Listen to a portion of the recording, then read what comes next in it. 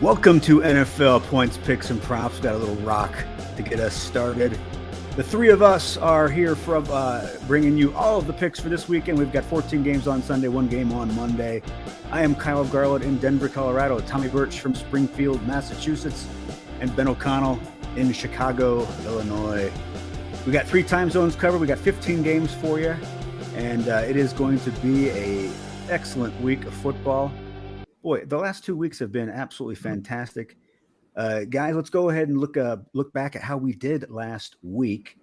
So, Tommy, you had a rough first week. We know about that. We don't need to rehash that again and go through your shame.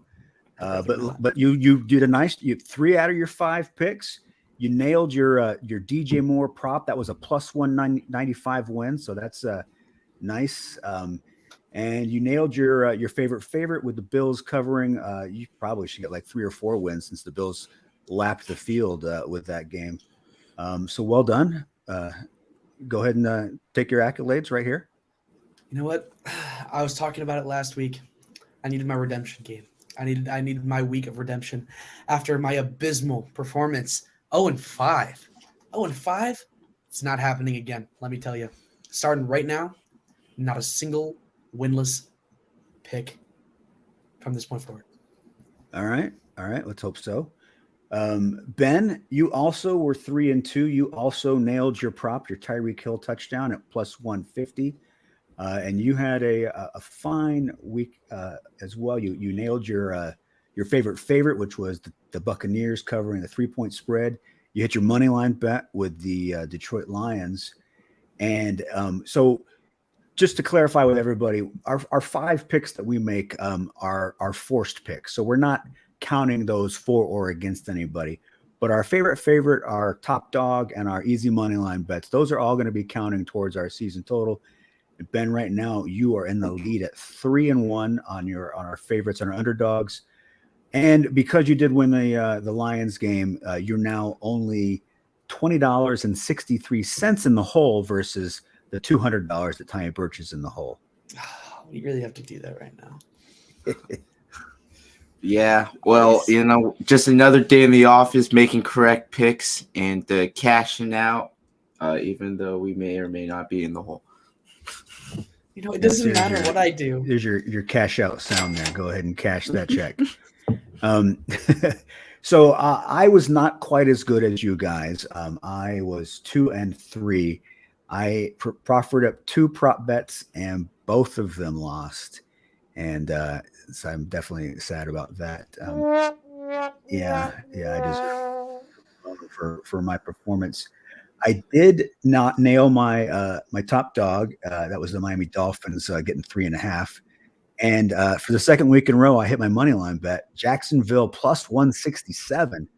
That now has me in the black. Obviously, I'm not an accountant. In the black, $270 through 2 weeks. So good times over here.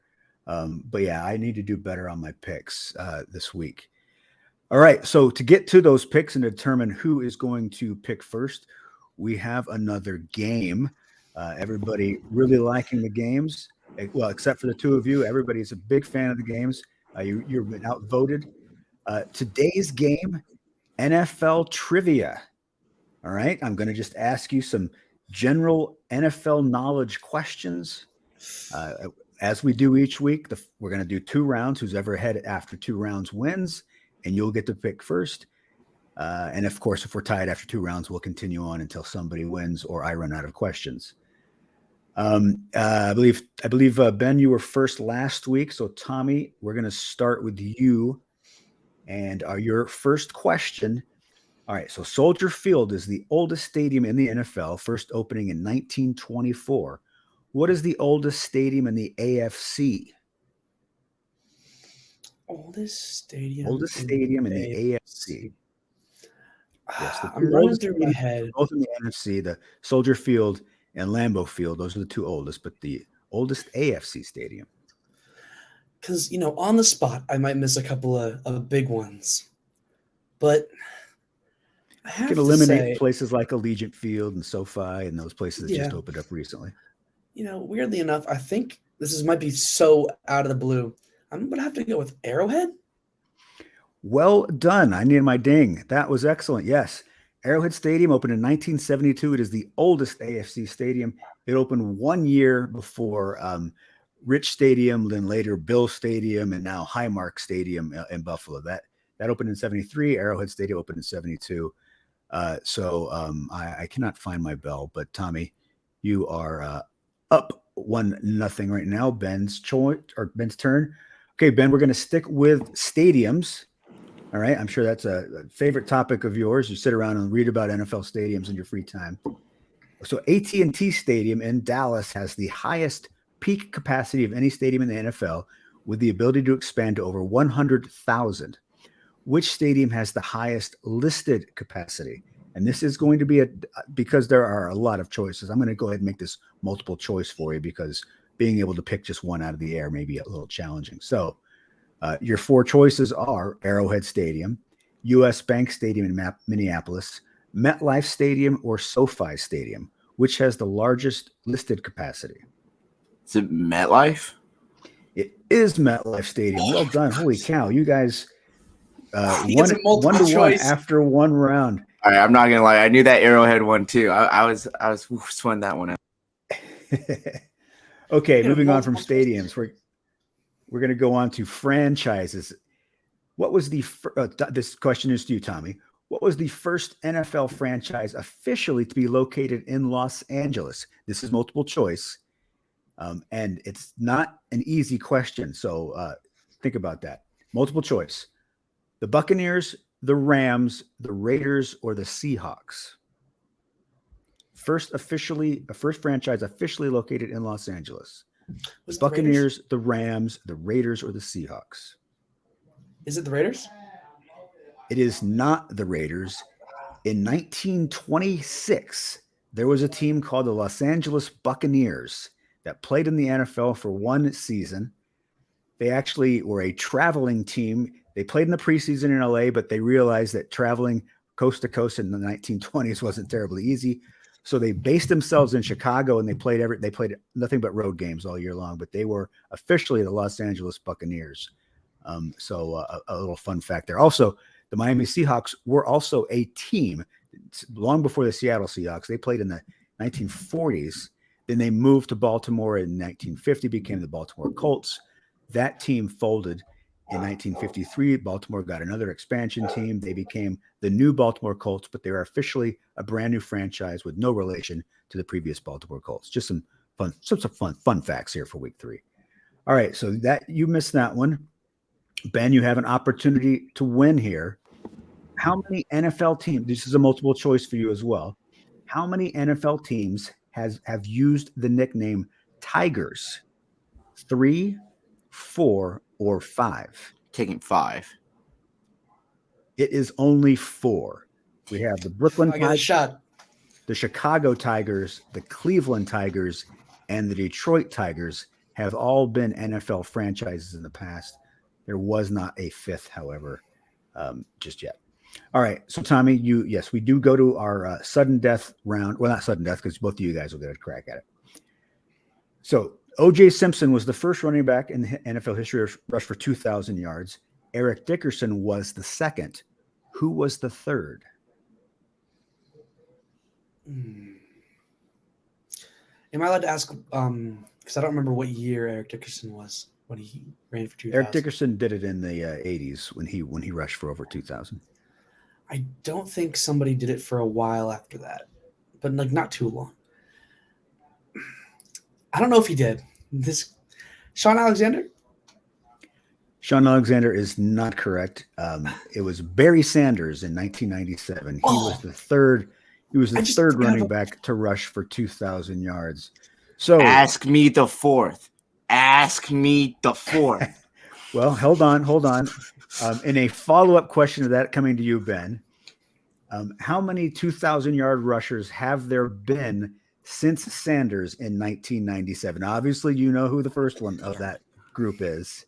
How many have there been since Barry Sanders? And yes, Terrell Davis was one of them. Yeah, and I know. Damn, AP. Derrick Henry, and there was like a slew in between. I feel like it became more common. I feel like I'm gonna say 5 again. And 5 is correct. Let's go.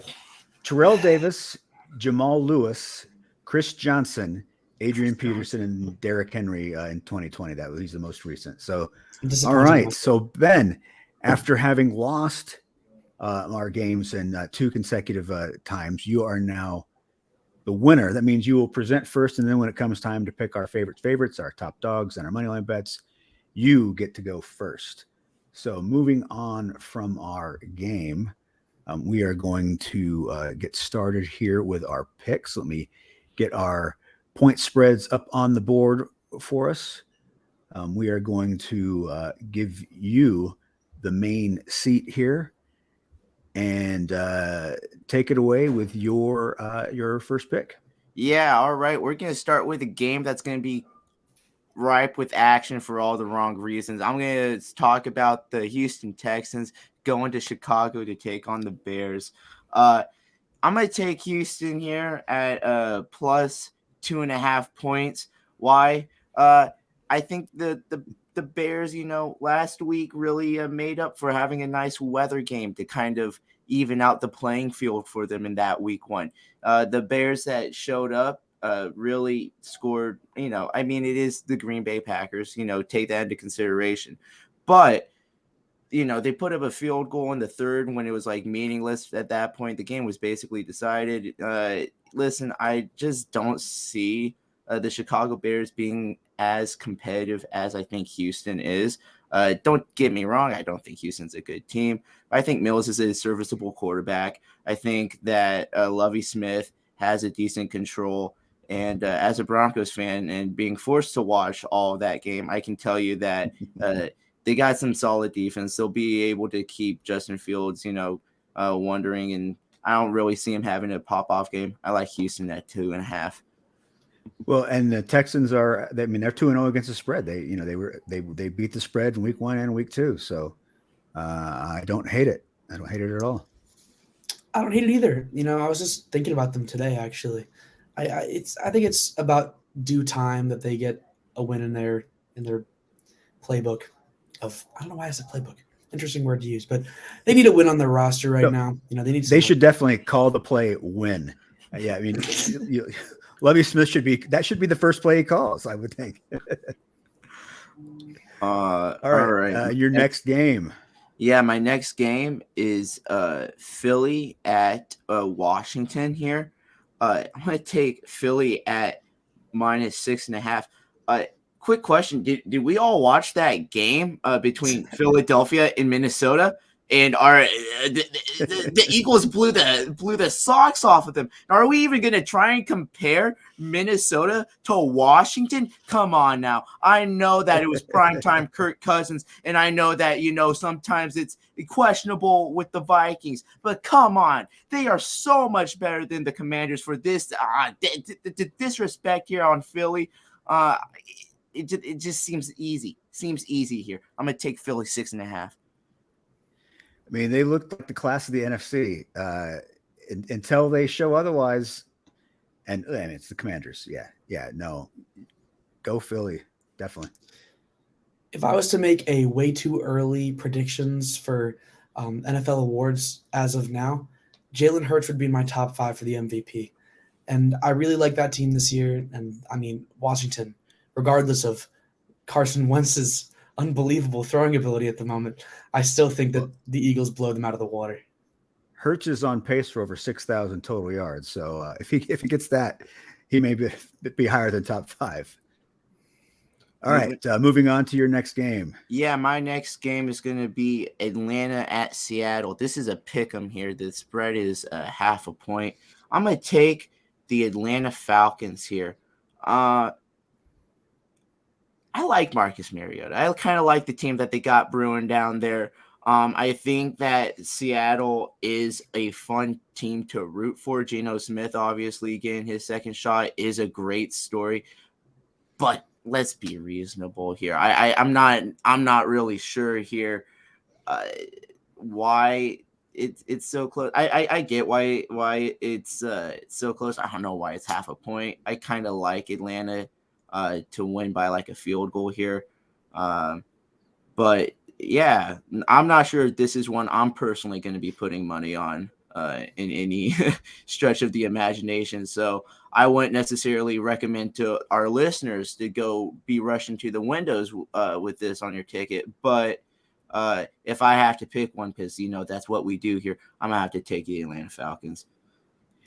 Yeah, I mean, obviously, Drake London getting his first touchdown in LA, where he played his college ball, was a lot of fun. But man, I'm a little worried about the Falcons until they get Kyle Pitts involved. I mean, this is an immense talent, and he is just sitting there doing nothing. And to me, that's what the Falcons, if they're going to start winning some of these close games, they have to actually use Pitts. Until then, they're gonna keep coming up short like they've done the first 2 weeks. And you know what? You said before it's fun to root for the Seahawks. For me, it's not fun to root for the Seahawks. I like rooting against the Seahawks at any given moment. And you know what? We were talking about Kyle Pitts. Kyle Pitts is getting open. He's getting open. He's just not getting the looks. And I think that's just more of, the offense needs to just get their groove going. And Marcus Mariota, he hasn't played in a while, but he's playing as like a solid starting quarterback, in my personal opinion. And I think once he gets, into his routine, he starts, making his reads, I think he's going to find Pitts a lot more. And maybe this is just the hope of a fantasy football believer. But you know what? I think Pitts is going to get down the field a little more too. I've got Pitts on my team. I'm definitely hopeful of that. But Mariota played in Arthur Smith's offense before, so it's not like he's learning a new system. I mean, Mariota and Smith go way back. So I'm just worried, but I definitely like rooting for the Falcons. All right, Ben, your next game, please. All right, I'm going to talk about the LA Rams coming to Phoenix to take on the Arizona Cardinals. I'm going to take the Cardinals at plus 3.5. Now, there's a lot of things we got to take into consideration here. He's a Murray believer. Listen, I know Modern Warfare 2 has a beta trial this weekend, and I know that Kyler Murray is going to be playing that nonstop. How concerned am I? Honestly, when you can come back 20 points at the half in Vegas in that territory and to just run around the field. I saw somewhere someone said a scouting report, the best scouting report on Kyler Murray was he looks and runs like a kid who just stole their parents' phone. Kyler Murray is just absolutely incredible. He gets away with doing stuff I have not seen since like Michael Vick. He is just a playmaker. It's hard for me to bet against him after what I just saw last week. And I am really concerned about the LA Rams offense, especially if Kupp's not doing the playmaking. I'm not really sure right now if they know where the playmaking is going to be coming from. 3.5 seems like a large enough window for me to feel really comfortable taking the Arizona Cardinals here. Well, Murray plays the Rams twice a year or every year, so he doesn't need to do any homework on them, right? I mean, he did all the homework last year and the year before that. He's fine. He can take this week off and play video games leading into this game. I think he'd be fine. You know what, Ben? I love how you're following my tradition of picking the Cardinals every week. So far, we are 3-0 on picking the Cardinals, and I'm sticking to it. If I get the Cardinals next week or the week after, I can't say I'm going to pick them, but with my confidence that I have right now after what they did for me last week, I love K1. I love the Cardinals. That's my second team at the moment. The man ran 84 yards to finish off a 2-point conversion. That's incredible. And he got it. He did get it. Yes, he did. All right. The big game left for you, Mr. O'Connell. All right. I know this take a moment, take a breath. I know this is going to be a challenge for you. I know this is a tough one for you. All right, America. I know you're not ready for this. The last game that I'm going to talk about is going to be the San Francisco 49ers coming to Denver, Sunday Night Football. The Broncos are breaking out the Navy threads again, what the uniform was designed to look like, okay? Big deal. It's going to be a primetime matchup. And honestly, as a Broncos fan, I am shaking in my boots, scared. Listen, Nathaniel Hackett has not really proven to be the super genius wonder kid that we thought he was. Sure, he might be able to call plays as an offensive coordinator in Green Bay, but there's a big difference between calling plays as an offensive coordinator and coaching a football team. It's hard to make decisions sometimes, like going for 4th and 5 or going for a 64-yard field goal. Sometimes it's just really hard early on to really see where his vision is. And in the red zone, it's just not getting done. I think ultimately what this game comes down to is going to be a question of, do you think Russell Wilson and the Broncos offense figures out a way to score in the red zone against the best defense in the league? I have a hard time assuming that this is going to be the week that they pull through. I'm hopeful. I think it's a very doable game. But if I have to look at it through an analytical, unbiased eye, I unfortunately do think that the San Francisco 49ers could cover 1.5 point spread. And so with much remorse and great apologies to all of Broncos country and the great new ownerships group that we have, I'm sorry, but I do have to take the San Francisco 49ers here. Tommy, please, as a 49ers fan, please weigh in. You're switching to the dark side, man. And you know what? I'm proud of you. I think that this pick is incredible. I think that it's just, a battle of who's the better quarterback. And at the end of the day, I'm picking the most handsome quarterback in the NFL, Jimmy Garoppolo, over anybody. Broncos country is going to ride back to the locker room with a big fat L in the palms of their hands.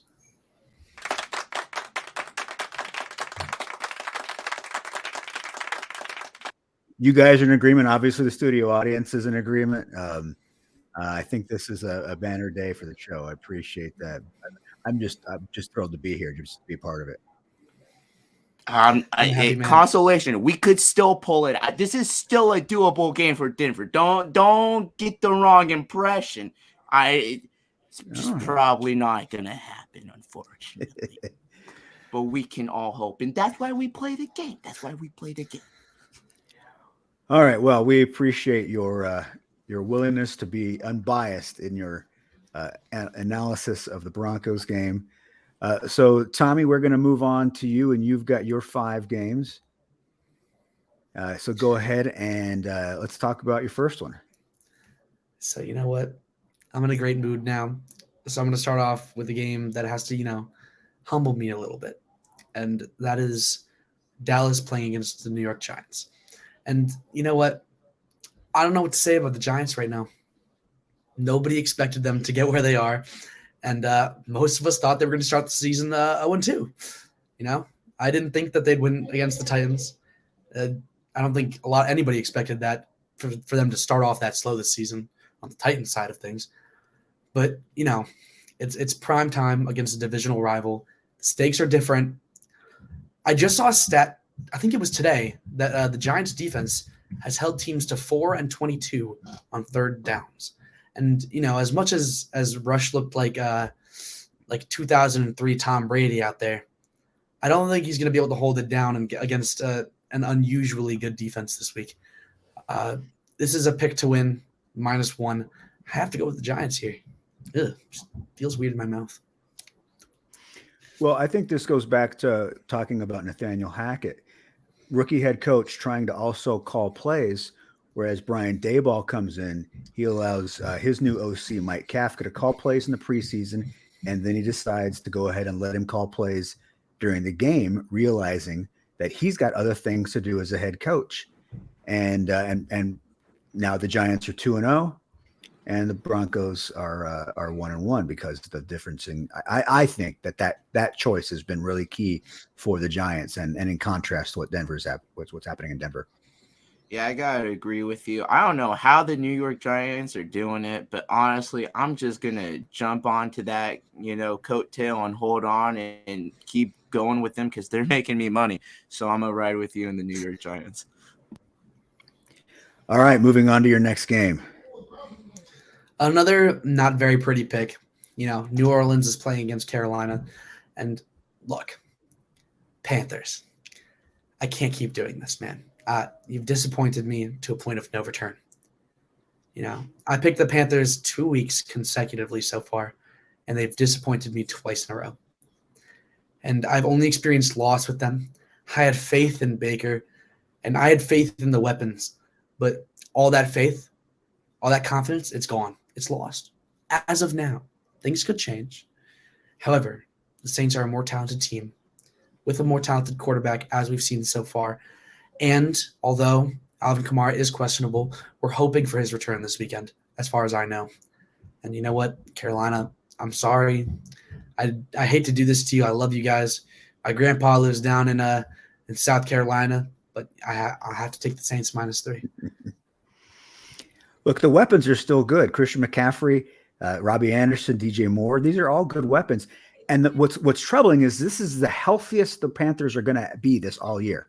I mean, they're going to have injuries. Right now, if they can't get it done with this core group healthy, they're not going to get it done. It's Baker Mayfield, obviously, is a major part of it. But Matt Rule, I think Matt Rule is the first head coach to go this year. I don't think he makes it to the end of the season. He's got back-to-back 5-win seasons. Right now, looking at this team, they're going to be lucky if they get to 5 this year. So, you may come around on the Panthers later on. I am not. I'm out on the Panthers for the rest of the year. Yeah, I don't even know what's going on in Carolina. I don't know why the spread's so small. I would buy a point or two maybe. I like the Saints to win by like a touchdown. All right, Tommy, your next game, please. All right.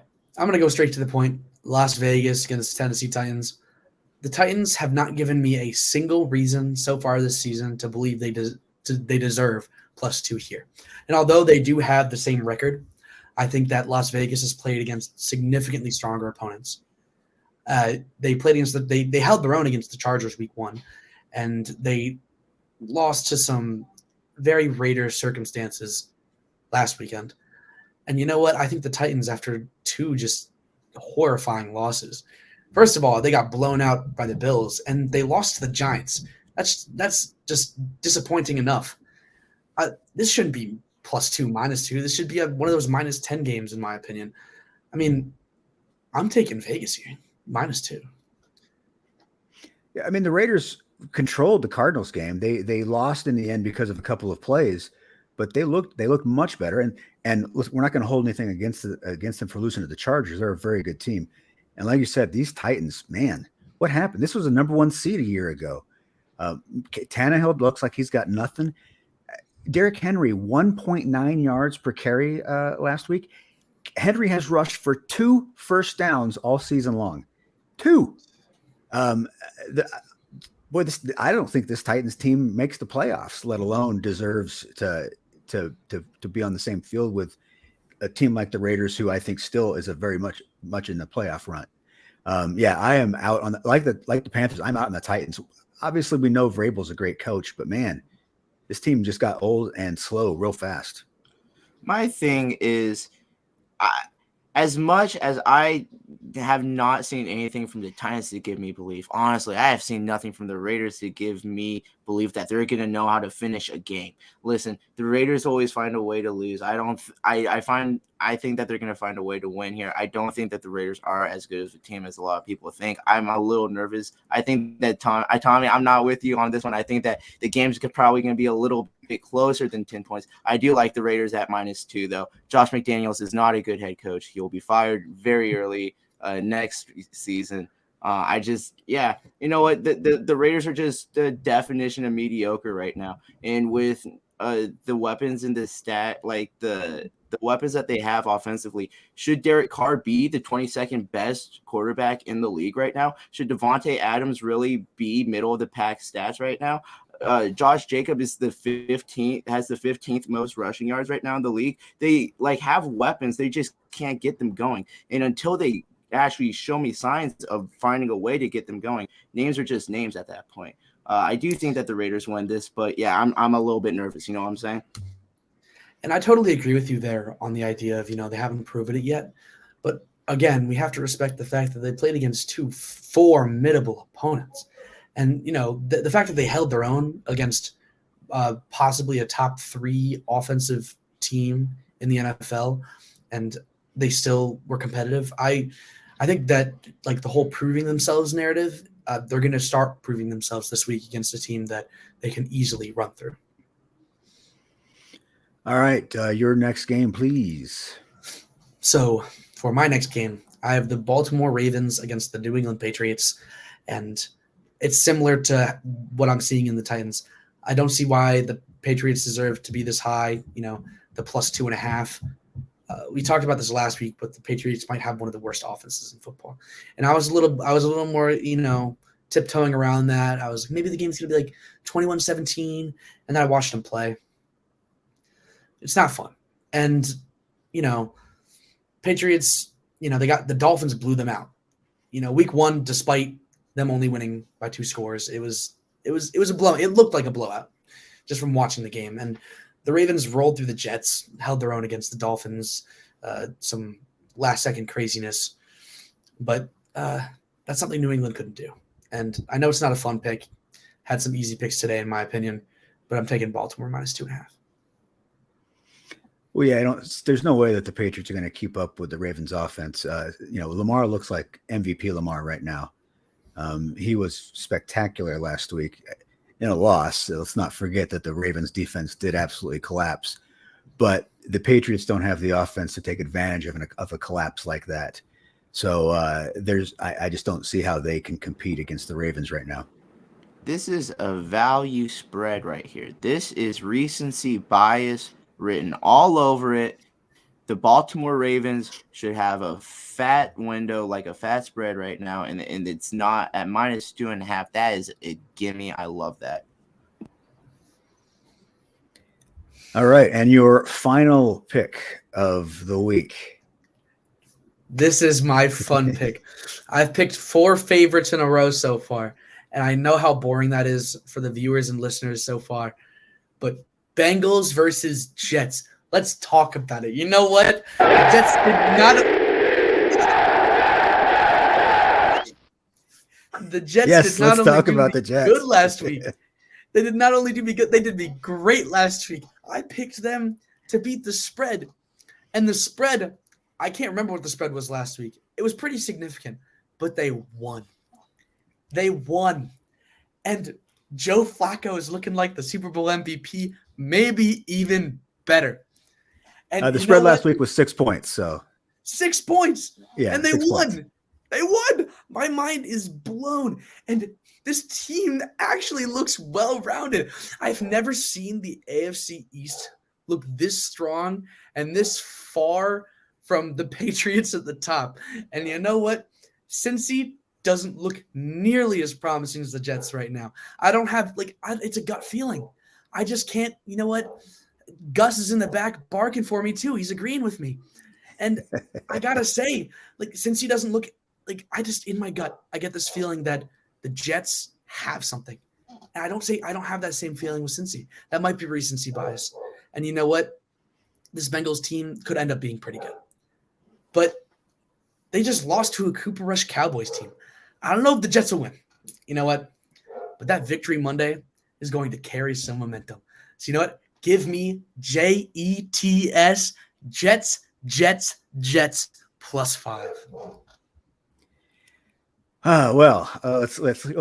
Let's hear the crowd there at MetLife one more time.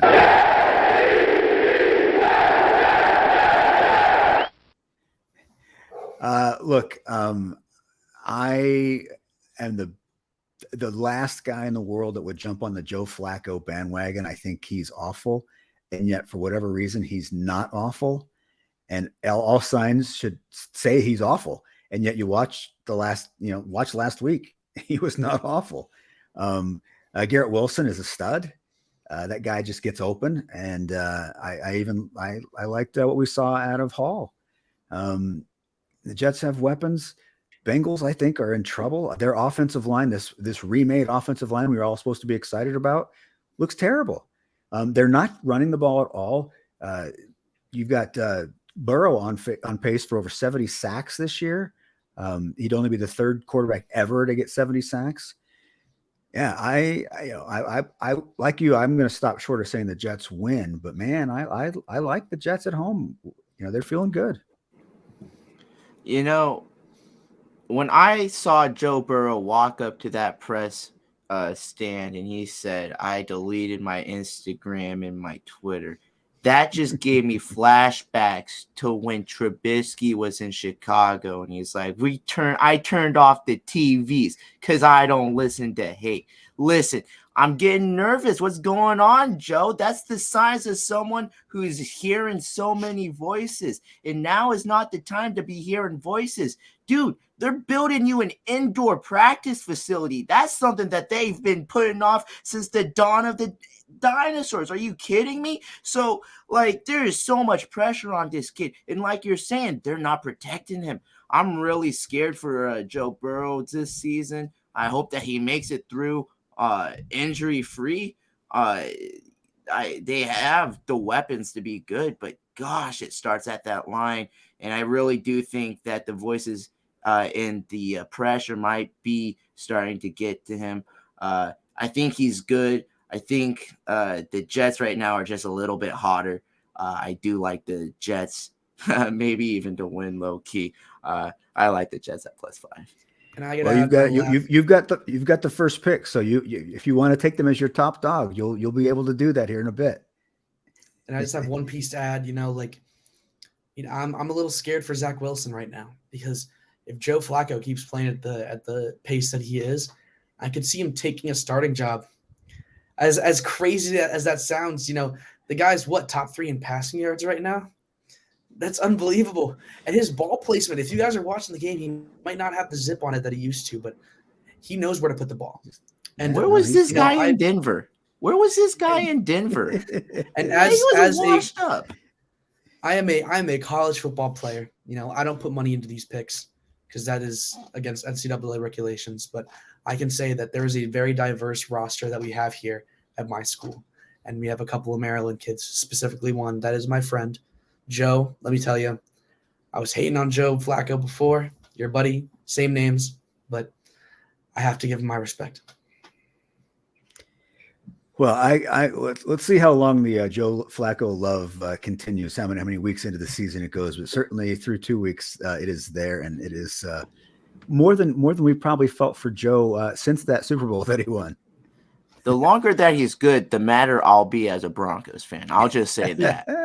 He definitely fleeced Baltimore out of a lot of money after that Super Bowl, though. I'll tell you that much. All right. Thank you, Tommy. Your 5 picks are done. We now move over to my 5 picks. And I am going to start with the very best team in the NFL, and that is the Buffalo Bills. And is there any – I've got the numbers here. They are absolutely annihilating the point spread. They won week 1. They went 19 over the point spread, and then week 2 they were 24 points over the point spread. It doesn't matter who they're playing right now. I would pick the Bills, but let's remember the Dolphins should have lost last week. The Dolphins obviously a great comeback, 28 points in the fourth quarter. Jalen Waddle and Tyreek Hill went off. Tua Tagovailoa was fantastic. But, man, this Bills team is just – it doesn't matter if you're fantastic. The Buffalo Bills are as good as anybody right now. Look, the Dolphins couldn't contain Lamar Jackson. Is Josh Allen going to be any easier? No. Josh Allen's going to have a monster game. I think the Bills win. Yeah, like you were talking about buying points, I think the Bills win this by 10 to 14 points. I think they easily beat the Dolphins in Miami. And they stop any talk that they might be a threat to them in the AFC East. The Bills are the best team in the AFC, and they win this game going away. I've just got one thing to say about this game. If you pick against the Bills at this point with the performances they've put up so far, you shouldn't be talking football. Well, and Tommy, I know you have your top prop for the week is from this game. If you want to talk about that real quick. Actually, yes, it is. My top prop for the week. So I'm a big Devin Singletary guy. And as of today, his touchdown prop is sitting at plus 140. And I think, Miami might stop him in the red zone at some point, maybe get him down to the inside the 5. I think they're going to get the ball to Devin. I don't know how they're going to do it. I don't know when they're going to do it, but I'm really sticking to that Singletary touchdown. Ben, you want to weigh in on this game? Yeah, no, I like this prop bet. First of all, they call him Motor, where throughout all of his athletic career, my college roommate was actually went to his high school, same high school. Interesting. So I've been following him. The dude's just a power runner. Dude carries it through. I think he scores a touchdown easy this game. Also, yeah, I'm absolutely with you. I can't wait to watch the Super Bowl. It also known as the AFC Championship this year. It's going to be absolutely incredible to watch the Chiefs and the Bills just go at it for freaking 60 minutes plus. Yeah, Buffalo here, by far and away. I like what you were saying about buying a couple points here too, because there's a lot of value on the spread. All right, my next game, the Detroit Lions at Minnesota Vikings. Now, I was as high on the Vikings as possible after week 1. I was ready to roll with them in week 2. I was very disappointed in their performance in week 2. So much so that I actually reached out to former Vikings head coach Denny Green to ask him if he still felt good about the Vikings after watching them against Philadelphia. And this is what Coach Green had to say. Now, if you want to crown them, then crown their ass. But they are who we thought they were. Okay, yeah, so they are who we thought they were, which is a good team, but maybe not a great team just yet. Great offense, but man, they had no answer for Jalen Hurts and the Eagles. And I love what this.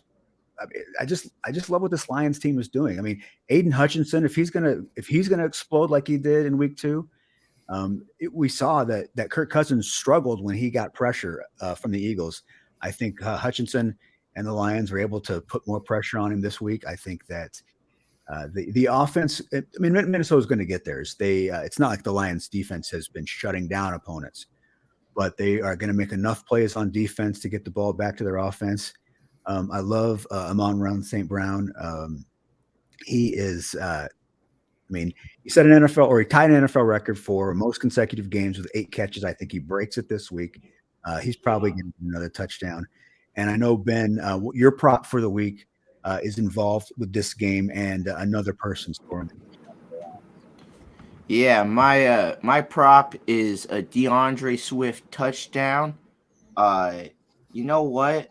If the Detroit Lions are playing football, DeAndre Swift is going to score a touchdown. And if you can get it in plus money, why wouldn't you? That is an ATM right there. I just love the value there, and I love DeAndre Swift, and I love this Lions team. Isn't it a great time whenever Hard Knocks actually lines up when a team is hitting the right track? I mean, they found that star kid Rodrigo, that middle linebacker. Oh my goodness, that guy is good too. He's really looking to be like a real diamond in the rough. I love this Lions team. I'm not gonna lie, they're good. They're good, and I love +6 too. Tommy, your thoughts on the Lions and the Vikings? So first off, the prop. I love the prop. That's just money in the bank right there. I think we talked about this before we went live. I think that Swift is going to have a James Conner type season this year with touchdowns. I think he's going to get in the end zone a lot. And I think because, Jared Goff specifies his game in the short to medium game, he's not a purely deep ball thrower. They're going to get in the red zone a lot. And you know what happens when you get in the red zone? You give the ball to one of the best players on the team, and that's DeAndre Swift. And now, second of all, we were talking about Aiden Hutchinson before. As a defensive lineman myself, I watch a lot of film on him. Since college, the guy can beat any block that's on him. However, last weekend, his sacks were not from pure dominance off the line. They were hustle sacks, situational sacks. So the team is not only giving him a chance to succeed just through the play, like their play style, but he's just hustling into the ball, no matter if he gets a good block on him or not. So he's going to keep playing like this regardless, because he's going to have times where he sheds his block like it's nothing. But there's also going to be times where he gets blocked. He's still going to make the play. I love this. I love this team. Yeah, and my prop actually also comes from this game. I'm going to do the first possession of the game for the Lions at plus 270, a touchdown. Hey, and if DeAndre Swift gets that touchdown, we could both cash in real early and go hang out. I'll buy you some pops or something. But the Lions offense is clicking, and we talk about St. Brown. We talk about DeAndre Swift, T.J. Hockenson. This team doesn't even have Jameson Williams yet. Their other first round pick. He's going to eventually join this team, and they're going to become even that much better. He still recovers from his ACL but this rookie from Alabama is going to be just another weapon for these Lions. And look, I'm not going to put them on a par with the Packers in the NFC Central. I'm not even going to say that they're on a par with the Vikings. But man, they are not the same Lions that we've known the last few years, and it's fun to see. All right, moving on to my next game from the Lions that we all seem to love. The Green Bay Packers is the Tampa Bay Buccaneers. Now, Mike Evans suspended because he decided to get a little chippy in his defense of his quarterback. He will not play. Chris Godwin hasn't practiced this week. Julio Jones hasn't practiced this week. I mean, how much can Leonard Fournette do by himself? I don't think he can do enough. I think also as there's a lot of weapons missing in Green Bay, but as weird as Aaron Rodgers is, he's into this football season more than Tom Brady's into this football season. We just found out that Brady now every Wednesday gets a personal day to go hang out with the family, and he gets to skip practice. But it's not like practice is 8 hours. It's like a couple hours. He can't do that. He wants to go be with his family. There's all the distractions that are going on with the rumors about his living situation with Giselle. I just don't see. I just feel weird about this Buccaneers team. I mean, Bruce Arians is getting reprimanded by the NFL for wandering around the sideline where he's not supposed to be. There's just something off about this Bucs team. And you give me a point for the Packers. I'm going to take it. Aaron Jones was a stud this last week. Aaron Jones by himself will beat this Bucs team. Yeah, the Bucs defense has been playing great, but I just don't trust their offense with all of their wide receivers missing and with Tom Brady's head somewhere else. So I'm going Green Bay Packers. I love that we get to see in this modern NFL. I really like this. I love this modern NFL. I love the watching the young guns sling it every game, and then I love the fact that we just get to watch the two old heads, the two guys that have been around forever, battle it out in this game. I'm with you though, for all the same reasons. I just don't know. Like I've been saying it every week. I don't know how much Tom's into this season. I think Aaron Rodgers is definitely into it, and this is what we've seen historically from Aaron Rodgers. Maybe not the best first week, but he just ramps up and he shows you, hey, I'm still Aaron Rodgers. I think that Green Bay Packers win this. You know what? I like that pick as well. And you gave both of us some advice at the beginning of the season to not bet against Tom Brady. And I think now is the time where you can say that maybe I do like Green Bay here. I like them a lot more than Tampa. But if Tampa decides to win this weekend and everybody decides to show up to practice,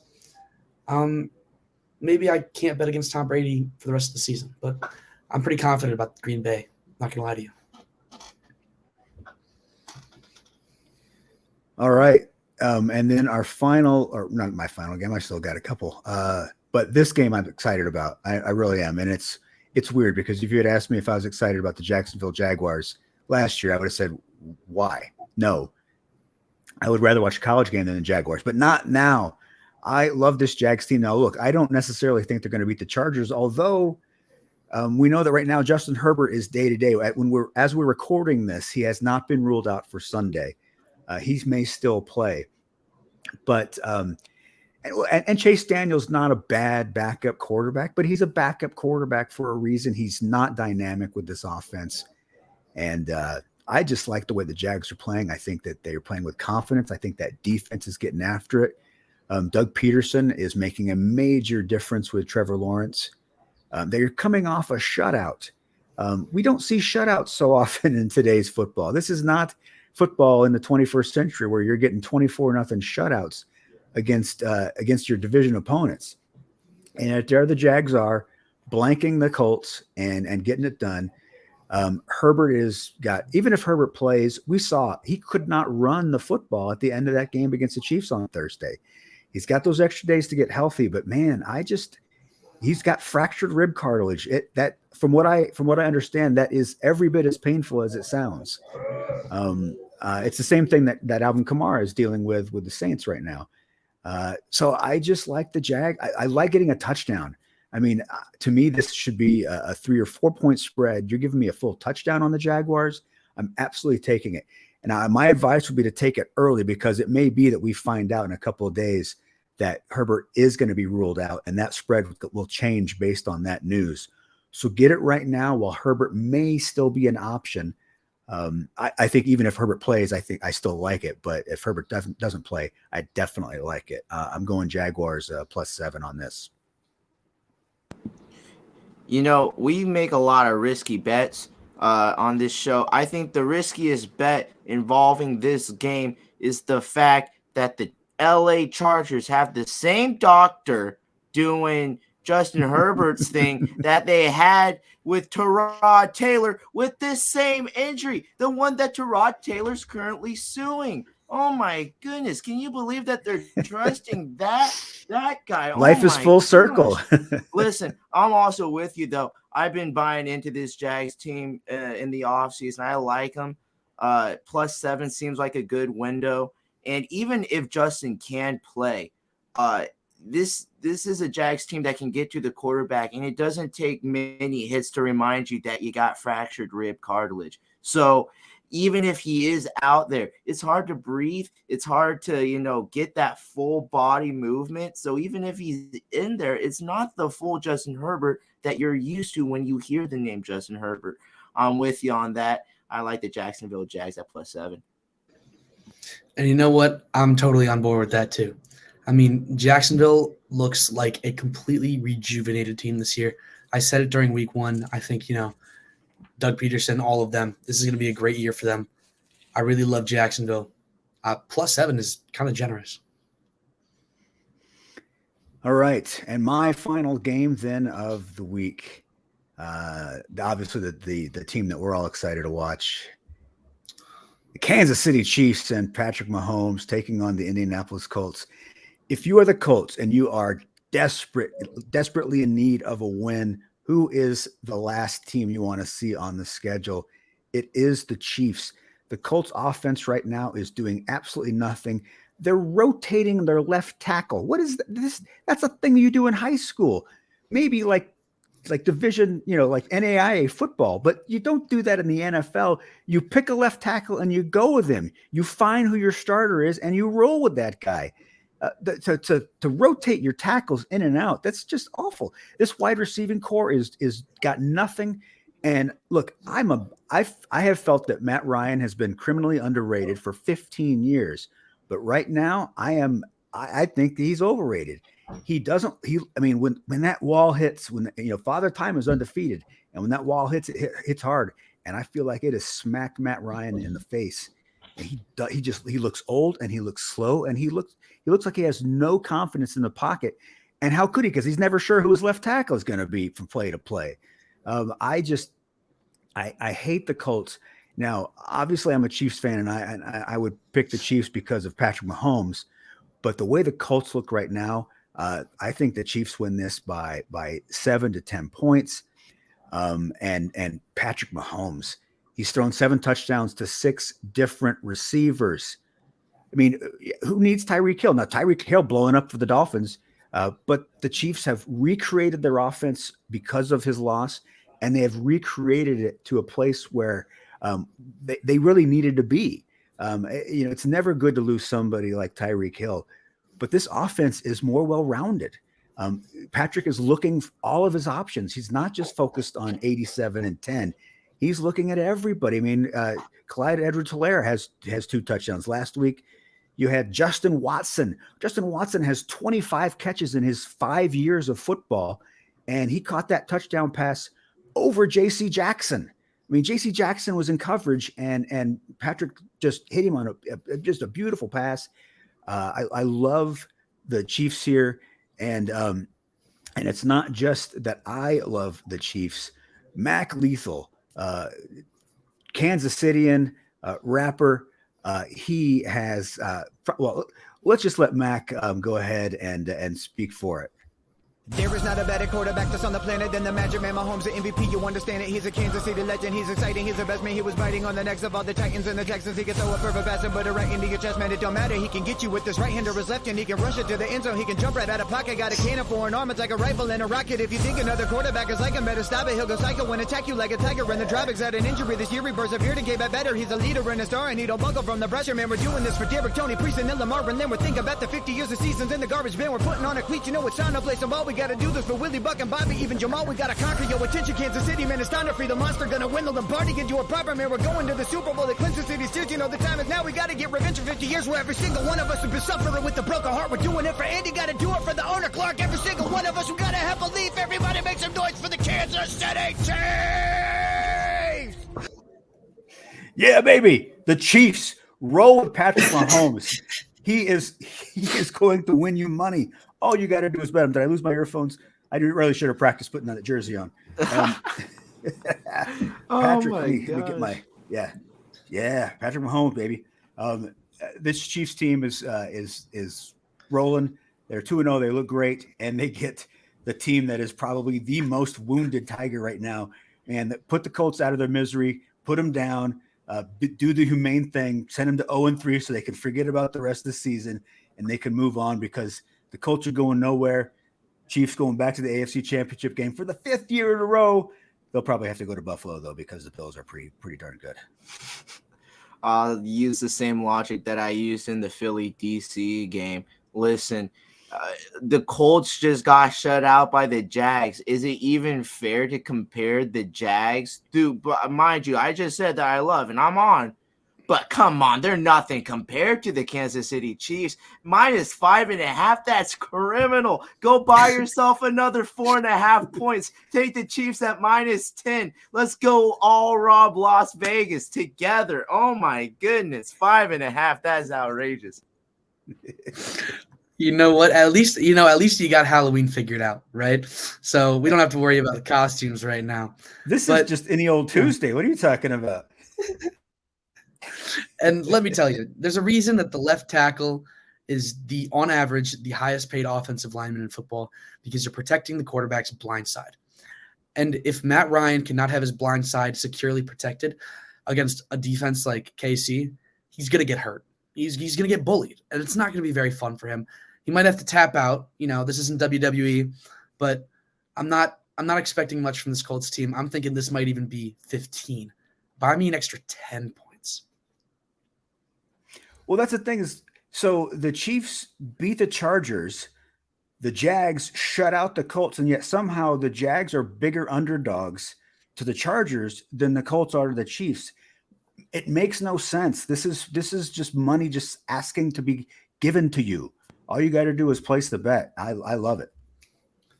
Yep. Gosh, I wish I was not an NCAA athlete. All right. Those are our 15 game picks. Now we are going to move on to our favorites of the week, our top dogs and our easy money line picks. And Ben, since you are the winner of NFL trivia tonight, you are an expert on 2,000-yard rushers. We are going to go ahead and we're going to start with you picking your first off your favorite of the week. Yeah, my favorite after finding out the spread is only a criminal 5.5 has to be the Kansas City Chiefs. If that's not your favorite, I don't know what football we're watching together, man. Come on. 5.5, yeah. Chiefs, my favorite of the week. All right, and your top dog. My top dog, I'm gonna roll once again with the Detroit Lions. I like what they're doing, and yeah, don't see them not covering. All right, and then your easy money line pick. Oh my goodness. When I talk about money line bets, I'm talking about finding value. Don't hate me on this, okay? I know it might sound counterintuitive to what I said earlier in the show, but truth be told, in the San Francisco and Denver game, the Denver Broncos, it should be a pick 'em. The Broncos, the fact that they are in plus money, you should run to the window because that is a value pick. Because it should be at a minus one, like 110, minus 115. The fact that you can get them there, I think that is a pretty good steal. And you know what? I'm up enough on Tommy to feel good if I lose this one. I'm going to lock in the Denver Broncos as my money line pick. All right, Tommy, your favorite of the week. My favorite, I actually have a spot right there that says if Ben takes my first favorite, and my favorite was going to be the Chiefs Colts game. So, you have to rob my pick and you have to talk down on my team. This is unfair. I'm not a happy man anymore. So you know what? I'm going to sweep these picks. My first pick, I want the Eagles over the Commanders for my favorite. Hurts looks like a bona fide MVP, and this offense and defense mesh really well. And you know what? I don't see Washington standing much of a chance. I really don't. Give me Jalen Hurts and the Eagles. All right. Your top dog. All right. This might be a cop-out. I'm going to be honest with you. It's a pick 'em, and it's not very far. The Falcons are plus 0.5, and I know it's not so good your dog, but I think that they should be minus like 4. And I know how bad this sounds. This is like the easiest dog pick I could ever make. But you know what? Mariota is a good starting quarterback. I like this team. I don't know why it's even close. But technically, I'm following the rules of the game. Technically, they are a dog. I'm picking them. All right, you going with the ATL then for your top dog, and then your money line pick. All right, for my money line, I think. I'm going back to the Raiders. I went to the Raiders money line last week. They didn't give me what I wanted, but this week's just a joke. Minus 129. And I know I'd like to pick a plus 129 on somebody.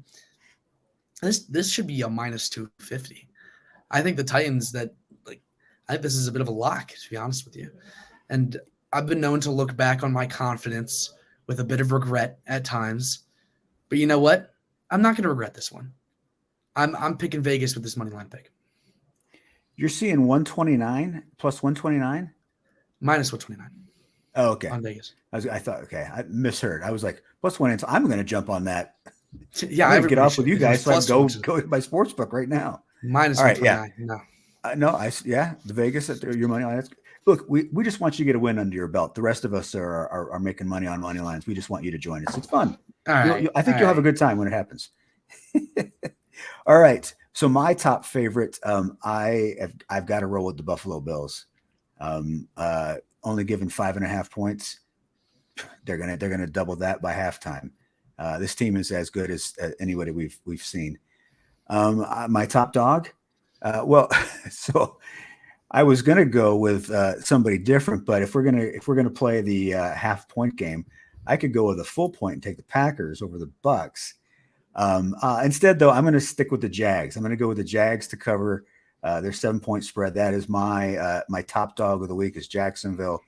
My top money line. And look, I've watched you guys picking the Cardinals and been sad about it.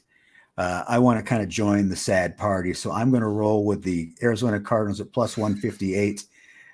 Now, if this is finally the week that Arizona gets it done, then I'm super happy. if Arizona continues to disappoint, then I just say, hey, it happens to everybody. What's the big deal? So it's a win-win for me. So I am rolling with the Arizona Cardinals as my easy money line pick. And that I'll go ahead and take this off for our final goodbye to everybody. What you got to see the moneymaker. My mother always tells me to make sure that you can see that I've got a forehead. Thanks, guys. That is the end of week 3. On behalf of USAWager.com, our sponsor, they provide us all of our point spreads that we are making our picks on. Thanks to everybody who has tuned in. Please follow us on YouTube. Follow us on the podcast. You can subscribe to both. Follow us on Twitter. The handle is right there, NFL_PPP. We do a lot of chatting over the weekend while the football is going on, so come and be a part of that. And thanks to my illustrious co-hosts, Tommy Birch in Massachusetts and Ben O'Connell in Chicago. Until week 4, happy betting. Thanks, everybody. Let's ride.